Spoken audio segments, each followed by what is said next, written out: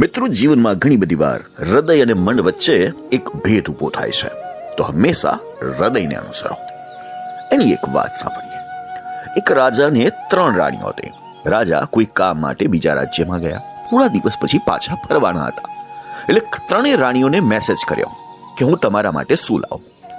પહેલી રાણીએ આભૂષણ માંગ્યા, બીજી રાણીએ સાડીઓ, અને ત્રીજીએ કહ્યું કે પ્રિય, મારે કશું જોઈતું નથી, તમે સહી સલામત આવો, હું તમારી રાહ જોઉં છું. રાજા પાછા આવ્યા. પહેલી અને બીજી રાણીએ જે મંગાવ્યું હતું તે લાવ્યા, જ્યારે ત્રીજી રાણીને આભૂષણ, સાડી ઉપરાંત બીજી ઘણી બધી કિંમતી વસ્તુઓ આપી. જે જેવું માંગે તેને તેવું જ મળે છે, પણ જે કશું પણ માંગતું નથી ને માત્ર પ્રેમ દર્શાવે છે તેને બધું જ મળે છે. જીવનમાં પણ આમ જ છે.